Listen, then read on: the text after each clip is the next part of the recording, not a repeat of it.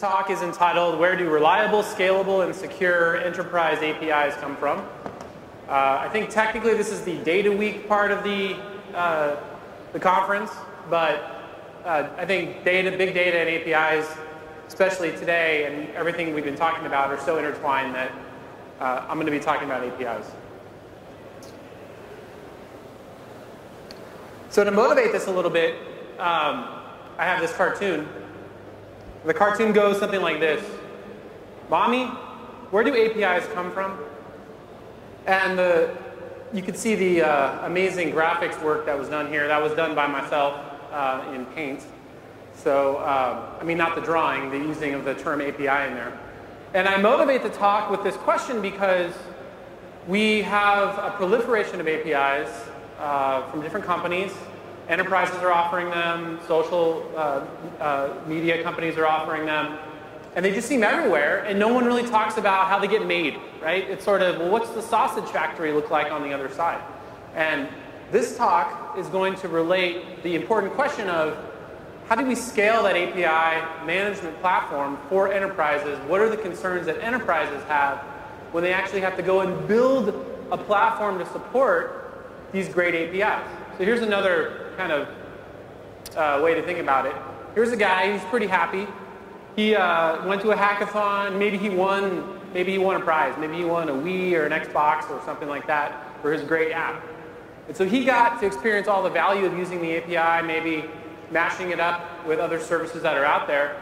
So from his perspective, it was like the stork came, just dropped off the API. It's totally scalable. API registration worked great. JSON responses were all there. Documentation was on point. There was a whole community around this. And that's a lot of work, right, for an enterprise to support that kind of program. And it becomes even more complex when an enterprise has to take their existing assets and their existing way of doing business and develop those channels and develop them into an API program. And so that is what I'm going to talk about. I'm going to talk about the sausage factory of concerns that enterprises will look at. So here, the tagline is, the reality is messier. The other thing, and I put this slide in here, I think it could be a little bit of a repeat. For everybody here in this kind of conference and the time and place we are in San Francisco, it's sort of obvious why an enterprise would want an API. But that's not actually true if you kind of go out to the rest of the country. You have to kind of convince large enterprises that they need an API program, and some of the motivations why they should look at exposing themselves as an API. There's some prevailing wisdom. There's a whole kind of science behind the business models and everything here, but some of the prevailing wisdom, and I think John Musser originally coined this kind of argument, which is, well, I have a website, so of course I have a website. Well, I have an API, of course I have an API, right? It's sort of table stakes. The second is this enterprise as a platform concept, where you take a business and you start to break it up into its parts, and then you decide which parts of the business should I own and which parts of the business should we let others innovate on. So it's like taking the enterprise and looking at it as a software stack and breaking up your organization and putting interfaces in the appropriate place to drive value.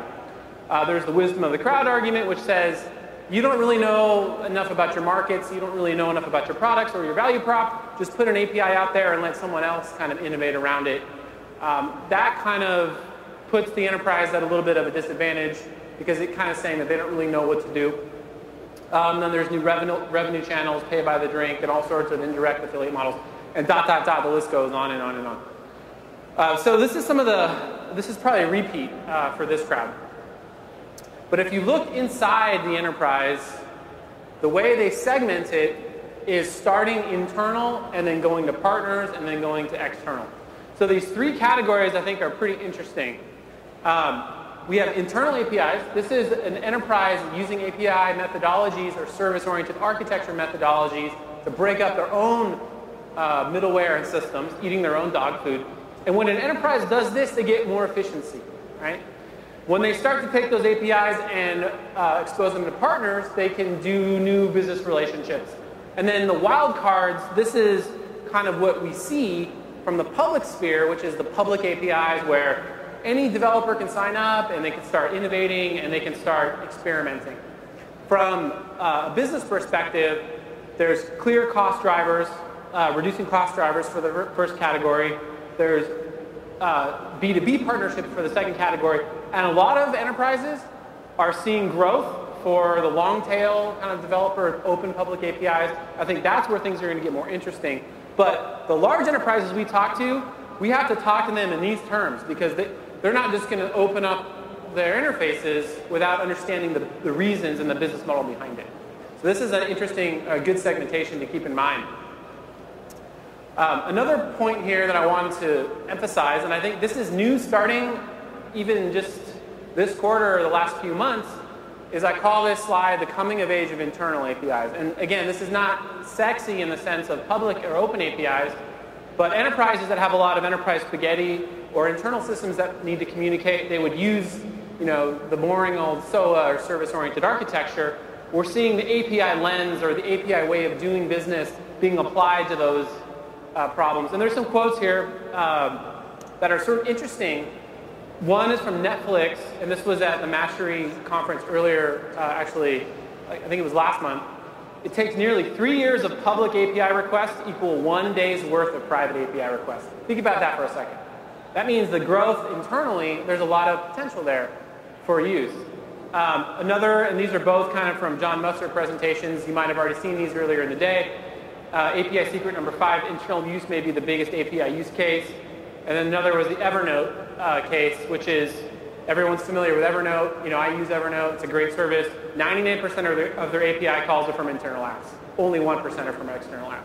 So that gives you an idea of what you see out there if you browse the internet and browse the APIs that are available and browse the directories. And then you look kind of one level beyond. There's a lot more use going on that doesn't necessarily tie directly to the public or open APIs. But I think it's all connected together. And at the end of the day, that developer that sits there doing, boring EAI design, he's the same developer that goes home and innovates. So it's the same interface, the same model, and the same kind of workflow. The lighting is not going to do this slide justice at all, since it's like grayscale and we're like in white light here. But another concern that enterprises worry about is how much to outsource this, right? So you have for a startup company, SaaS, SaaS software is a no-brainer. But for large enterprises, large service providers, there's actually a continuum where they have to own and manage a large amount of infrastructure and IT infrastructure. They have to make a decision as to how much of that they're going to put in the cloud, how much of that they're going to own on-premise. And there's different vectors that enterprises worry about. If they want scale and developer reach, then they're going to start thinking about publishing their API in a marketplace, something like Mastery or Mashape. If they want trust and control, then they're going to start to own more and more of that infrastructure and maybe own their own API catalog and own and manage that with their business partners. It's not decisive that one wins out over the other. I think in the marketing world, there's a lot of hype given to SaaS. When you talk to the large enterprises, they're not making a one-off decision. They have to look at all the requirements, look at the continuum to decide what works best for their business. So that's another thing to kind of keep in mind here, the vectors of trust and control versus scale or reach and what the business goals are. Okay, so let's talk about, I talked about where do APIs come from. The first thing you have to do is surface APIs themselves, add those HTTP, OAuth, HTTPS interfaces, and design the payloads and think about the RESTful design. A lot of this, and this is a kind of an iceberg slide, a lot of this is what you see on the outside versus what's happening at the enterprise level. So on the top of the iceberg, it's all nice, it's self-onboarding, you sign up, you get an API key, you're using JSON and OAuth, interactive documentation, there's a community, it's great. Underneath the hood, you have monitoring, integration, security requirements, scalability requirements, and all of this for the large enterprise, this is called the dark ocean of legacy debt and non-functional requirements. This is what the large enterprises have to worry about. They can't greenfield this.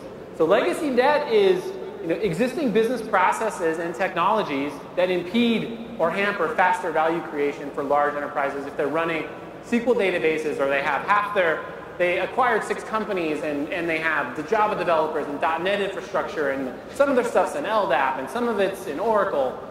It's very difficult to sort of just sweep all that away, right? And then you have this sort of problem here is that the larger the enterprise, the more debt they accumulate. At the same time, the larger the enterprise, the more value they have to gain by effectively opening those APIs. So it's a balancing act, and the larger enterprises, they want to go and approach an API strategy. They just need an easier way to do it that doesn't involve rewiring their entire way they do business. The other aspect is the non-functional requirements, scaling the API if you're going to do a public API, providing security and compliance is another issue.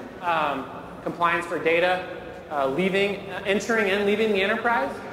If we think of APIs as the window into the enterprise, you have to worry about personal identifiable information, you have to worry about PCI compliance, and all these sort of boring things that enterprises have to care about.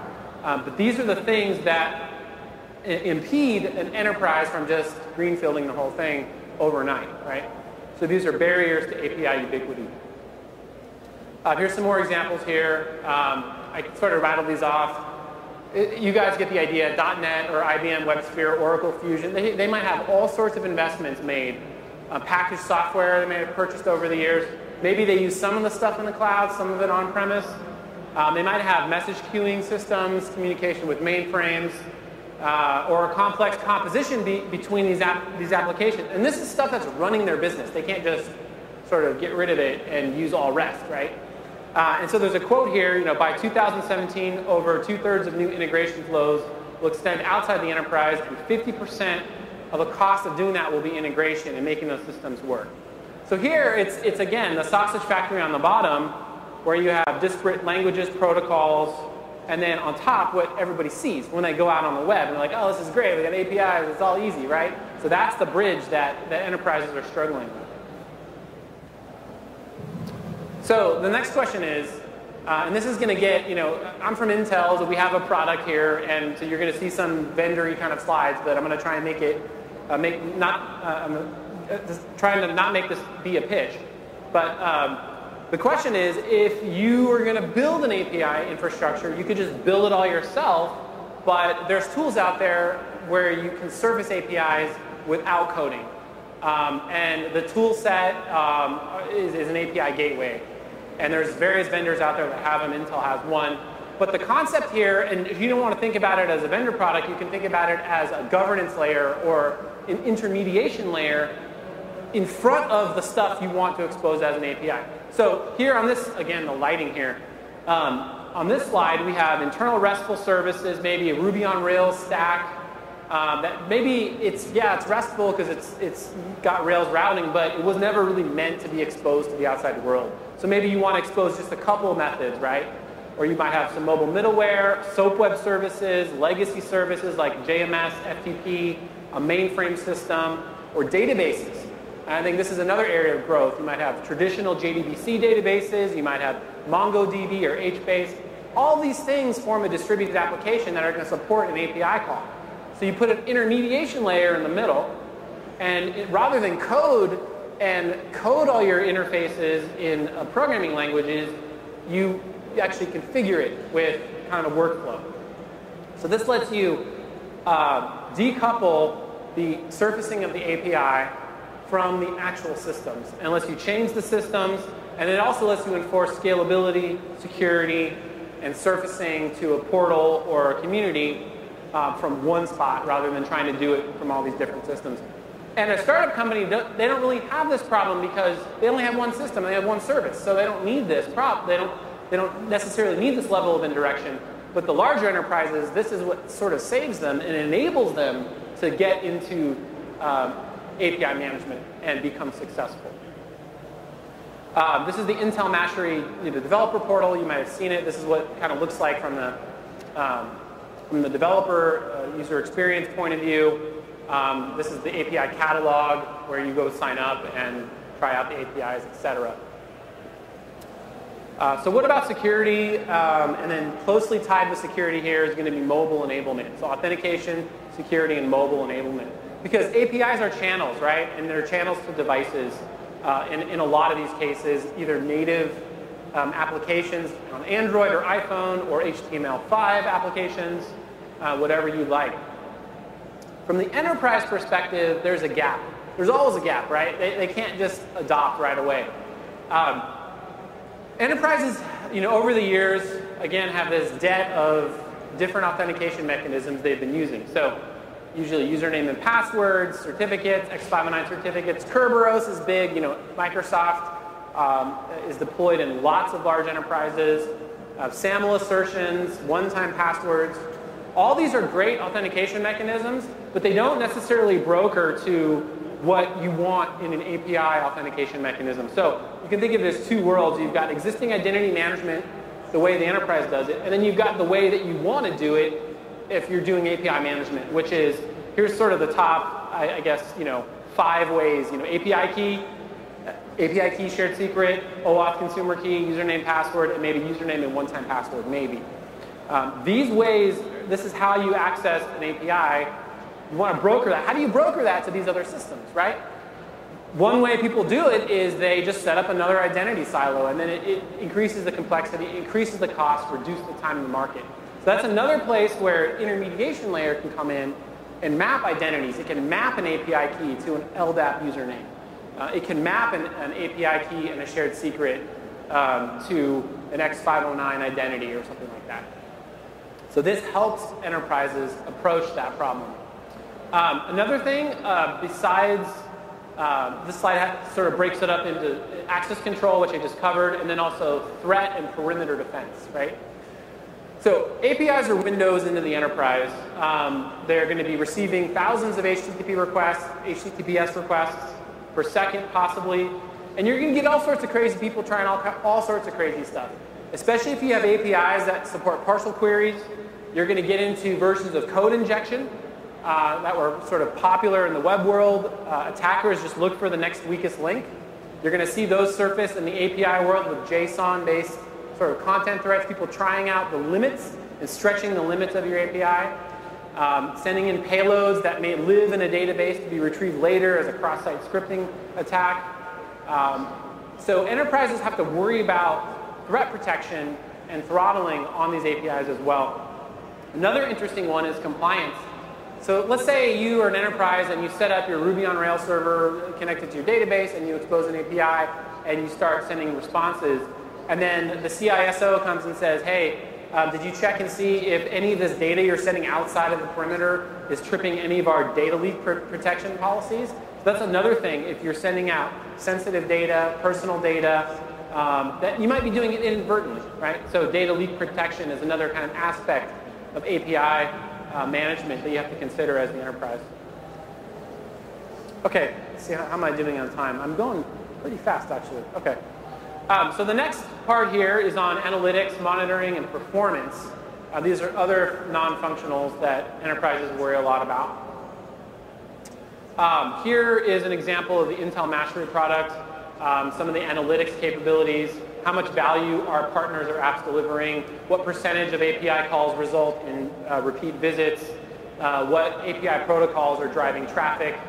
So this is sort of mandatory to have this type of analytic capability to see, the API program that you just put out there and the APIs that you have, how are they delivering value back to the business.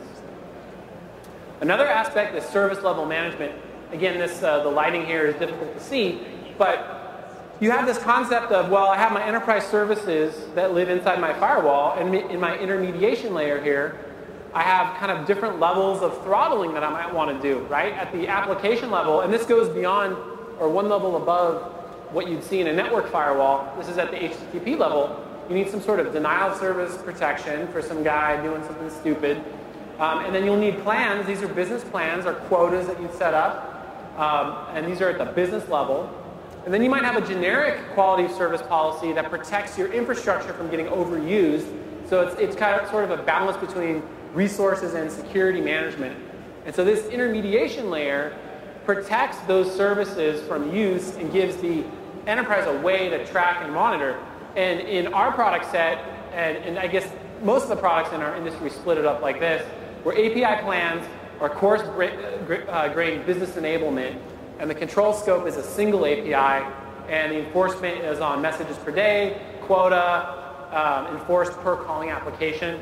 Then you have quality of service, which is fine-grained tuning for the infrastructure. This could apply to a single API, a set of APIs, or a set of services. This is more things like transaction rate, data rate, latency, utilization, and a whole other metrics like bit rate and all that kind of stuff. And then adaptive denial of service, which is doing things like rate shaping, alerting, and blocking somebody that's behaving badly, or you think is behaving badly, or has had 100 failed API key attempts in the last minute. You want an infrastructure that's intelligent enough to start blocking and rate shaping that kind of activity. And then large enterprises, they have to worry about managing this across data centers, right? So let's say you have an enterprise, they have a data center, split one in the middle of the country and maybe one on the West Coast. The plans that you define have to be abstracted in such a way that no matter where the traffic hits, if it gets routed to data center 2 versus data center 1, the API management infrastructure you have is intelligent enough to say, hey, this, just because this guy's coming to a different gateway, we have to block him because he's already gone through his quota. So when we talk about the large enterprises going after API management, they worry about this consistent enforcement and limits spread across data centers, not just within one domain. So you want this single pane of glass for that analytics. It's another thing that's part of the sausage factory that you may not appreciate right away. The other thing here is the proliferation of new protocols, right? We have these new protocols like WebSockets that are being used, especially in HTML5 based applications. We have this full duplex communication. Not a lot of enterprises have WebSockets enabled middleware, right? It just doesn't exist. It didn't exist. It didn't exist till now. So one thing that an enterprise can do is if they want to enable a WebSocket type application, rather than code changes, they can implement that in that intermediation layer or that gateway and handle the same performance and handle the throttling and security at that layer instead. And there's some performance metrics here for our product. If you want to hear about it, you can talk to me after the talk. Okay, so I'm going to talk about, that was sort of gets behind the hood, gets under the hood at some of the concerns enterprises have. For the last section here, before I take questions, I'm going to talk about some of the use cases where we've deployed and helped enterprises with an API management program. So one is a telco. So how would a telco implement an API management infrastructure, right? So if you look at what their architecture looks like, it was split. They had a global virtual IP, and this is two different data centers that are being represented here on the two sides, the two columns. They had a security layer that was separate, and the security layer here was at the HTTP API level. It wasn't at the network level or the IPS IDS level. So this is the perimeter defense, denial of service protection, and content attack prevention layer separated into one set of gateways. Then there was some failover and load balancing that went to another cluster of the API management layer. The whole thing's API management. But at this layer, this is where the API was published, where the authentication was done. It was OAuth 2 or API keys, where throttling was done, and then any data format mediation. So it would come in as JSON, and then JSON REST, and then maybe get pushed out as a SOAP call. So these internal services here were existing legacy assets. In this case, they were SOAP services. So they were able to take SOAP services and with these layers provide a control and actually expose themselves and kind of participate in the API management economy. So that's a telco. This is another one. This is one of our older deployments. This is Blue Cross Blue Shield Association. This one is an integration brokerage. Here you have a central company that was exposing an API, and they were getting data from over REST from different sources. This was patient and doctor review information that eventually was being made available on a mobile app for each of the 39 blues across the United States. So Blue Cross Blue Shield Association would publish data out to the blues that would then publish an API to be called by a mobile application. And here the intermediation layer was pulling data, JSON data, EDI data, which isn't even, you know, it's nothing to do with REST. And then re-exposing that as some flat files, as SOAP, and as JSON. So here, again, it was taking the old and trying to make it new again. And this one's available on our website. There's a pretty detailed case study about this one you can download if you're interested. The last one is secure cross-platform gaming. I think this one's pretty exciting. This one kind of mixed some Hadoop analytics, some legacy systems and protocols. Again, there's an intermediation layer that was mediating security calls from actually console devices for retrieving gaming information related to rewards. So here, the challenge was transforming those legacy services for cross-platform gaming. This is not a public API, right? You're not going to go and sign up for this and get your developer key. This was really kind of a business-to-business or a partner sort of API. So we use the intermediation layer, the gateway, as a backplane to mediate between the open source and the legacy systems and the devices.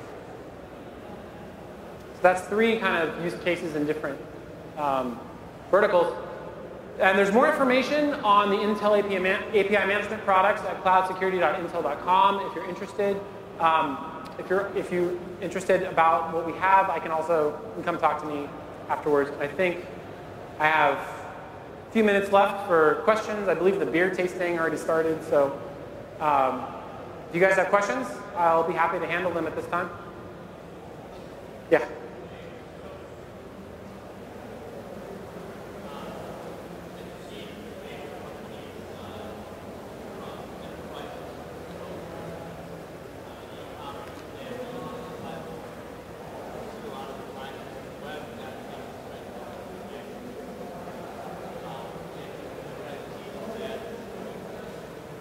Do you see a trend where they will use APIs because they're, in a sense, they're just a DTO or DAO, right?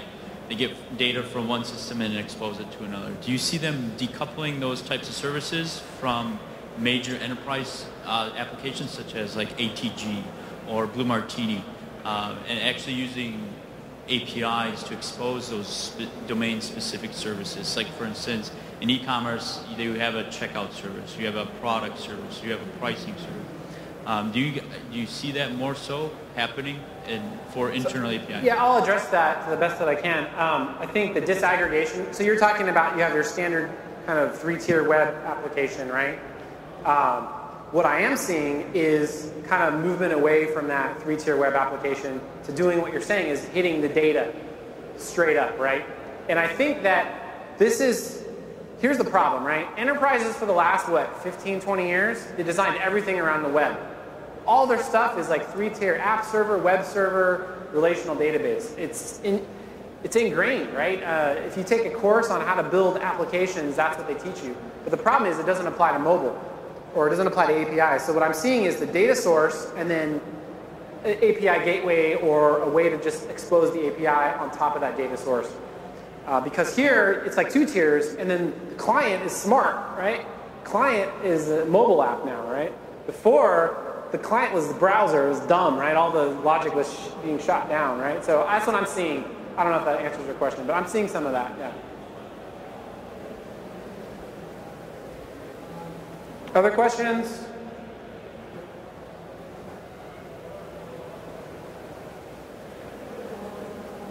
All right, I'll release you 27 seconds earlier to drink some beer.